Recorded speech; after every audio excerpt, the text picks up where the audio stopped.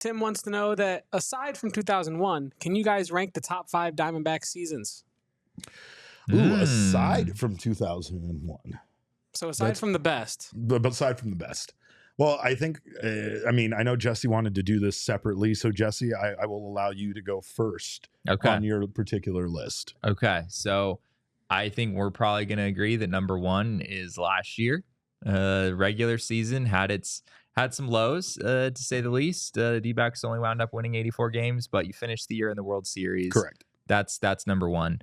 Number 2, Without I have the 2007 Diamondbacks is my number 2 answer, because they went to the NLCS and they're the only other Diamondbacks team that has managed to do so. They had the whole anybody, anytime narrative going, which I thought was very fun. That was a lot of fun. This was Chris Young and Brandon Webb, right?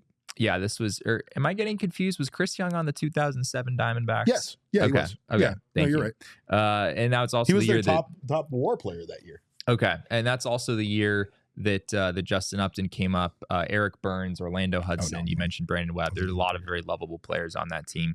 And then number 3, I have the 1999 Diamondbacks, who are the only Diamondbacks team to ever win 100 games. And I also feel that that was a huge year for this franchise. I mean, it was the second year of the franchise's existence, even though they got bounced in the first round to the Mets. Winning 100 games and making the postseason in their second year as a franchise was absolutely enormous. So I have that as number 3. And I actually, I have the top 3, the same top 3. Okay. But those 2 are swapped for me. And mostly the reason why isn't for how far they made it. It was for the pivot from opening season where they almost lost 100 games.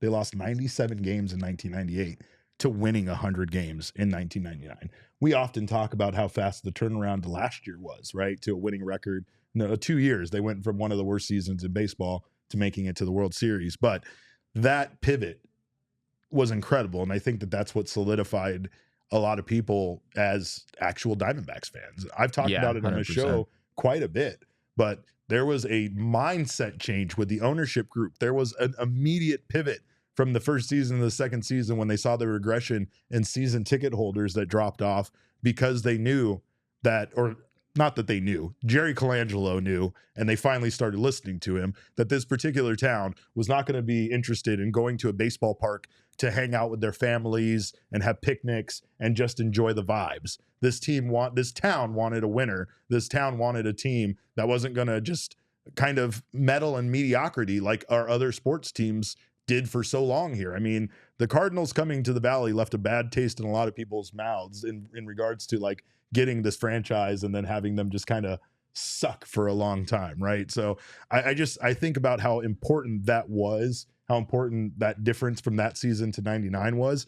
And I mean, obviously, you know what they ended up doing 2 years later, you know, but like it was just a pivotal moment in establishing this franchise in this city, you know? Yeah, it really was huge. Those could probably go in either order for me. Number 4, I have the 2017 D-backs because Archie Bradley triple and wild card game. Do I need to say anymore? It's the most electric moment I've ever experienced in my entire life. It was that was that and seeing The Rock at WrestleMania. Those 2 moments. There you go. Yeah.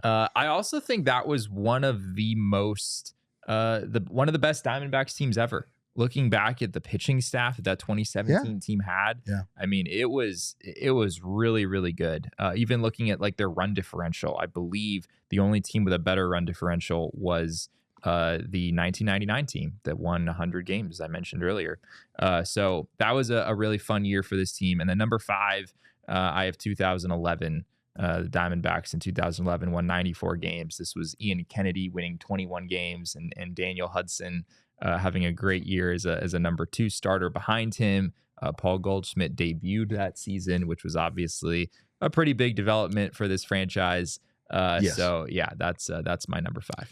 Is that the Ryan Braun loss? It is. Oh, it is. Yeah. But they did, at least they showed some life that year in the postseason.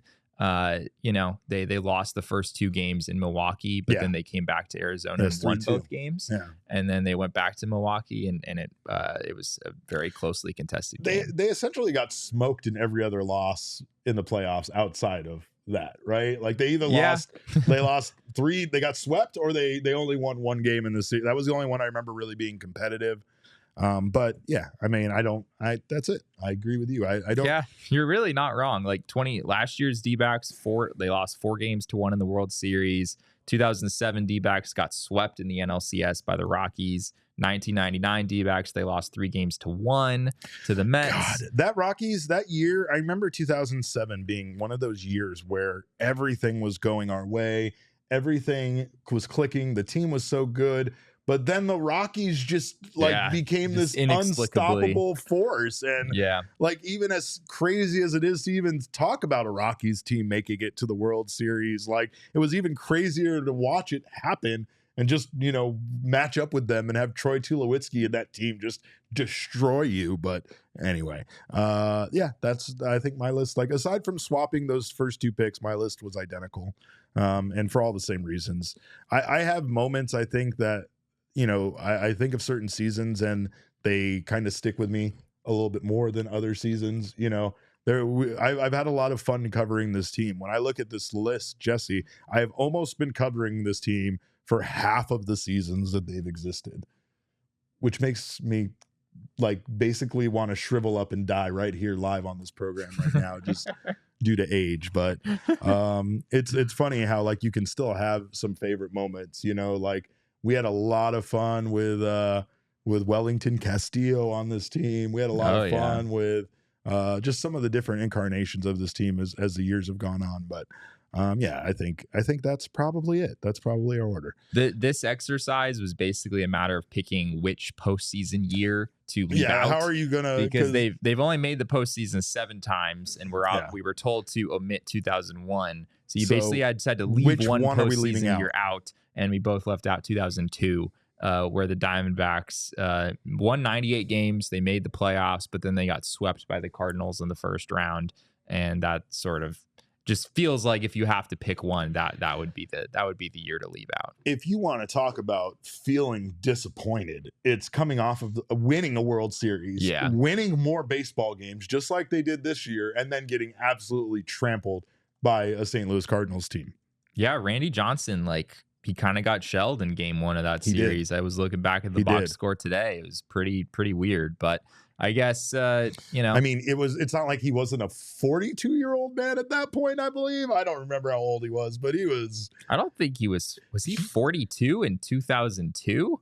Jesse, I'm fairly certain that when Randy Johnson. He was 30. That was his age 38 season. 38 season. Which is still, to be fair, on the older side for sure. Shut up. But he won the Cy Young that year anyway. So it wasn't like Randy Johnson was washed by 2002. No. He was at the top of his game and was just had a clunker.